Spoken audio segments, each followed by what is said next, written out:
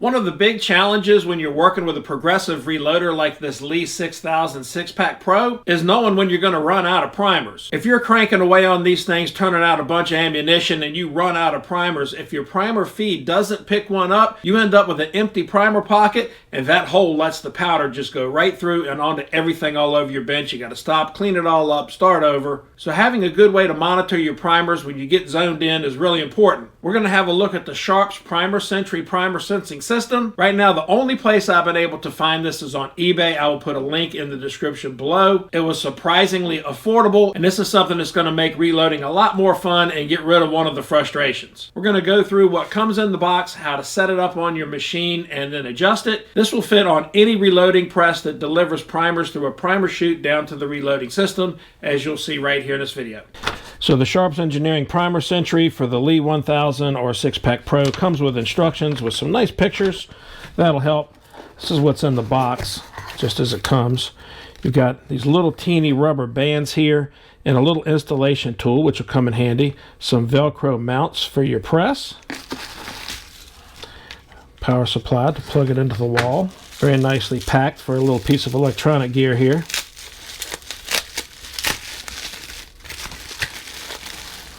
And this is the device itself. And this is the device itself, which has your proximity sensor that goes on the chute, your alarm horn, your light, a little adjustment right here for setting the sensitivity, and it comes with a little tiny screwdriver to help you in making your adjustment. You can use this down in the chute to try to fool the proximity sensor into thinking there's a primer there for making that adjustment. All right, let's go ahead and install it. All right, this thing's already low on primer, so I'm just going to take this off right now in the primer tray. Your proximity sensor just fits on the chute, fits very snug right like that. You move it up to the top, and it attaches with these little itty-bitty dental rubber bands. And they send you 3 of them. I guess they figure you're going to shoot a couple of them across the room where you're trying to put them on. The primer chute's already empty, so that's going to help us make this adjustment. And this thing will fit on any similar size primer chute. So the Lee 1000, probably some other manufacturers as well, it should fit right on there. All right, so you're going to take your little teeny tiny rubber band and using this tool, hook it on the hook part. This will capture the rubber band and hopefully keep it from shooting across the room. And I'll tell you, after trying this a little bit, it's best to have this thing on the press. You hook it around the one ear on one side. It is a little bit of a tight fit. And then hook it around the other side. The tool makes this pretty simple. And there you go. So you also have a little pusher end for pushing it off. Pretty easy to remove if you want, and it does come with 2 extras of these little teeny tiny rubber bands.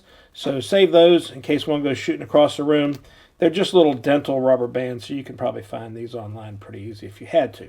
Now to adjust it, we're just going to plug in the power source. And of course it's empty, so it's alarming. Put the screwdriver in there.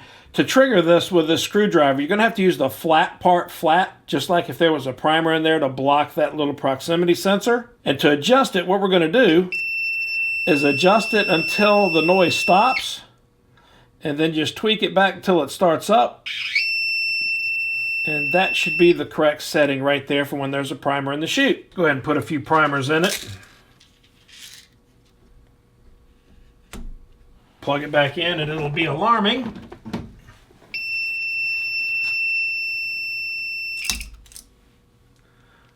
Look at that, shut right off. Now let's go ahead and try a few just to test this thing out.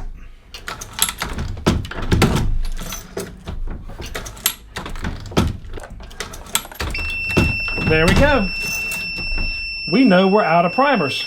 And another really nice thing about the Primer Sentry, it's like 30 bucks on eBay. That makes it about the most affordable and the most useful accessory you can add to a progressive press. The Sharp's Primer Sentry works absolutely fantastic. Again, the only place I've been able to find this thing is on eBay. Hopefully this video helps explain how it works. Please give me that thumbs up like button and leave me a comment down there. If you have any questions about the Primer Sentry or the press, leave them down in the comments below and I'll be sure to answer them. Give me that thumbs up like button, hit that subscribe button down there to subscribe to the channel, and don't forget the bell icon so you don't miss videos like this one when they come out. Thanks for watching. We'll see you next time.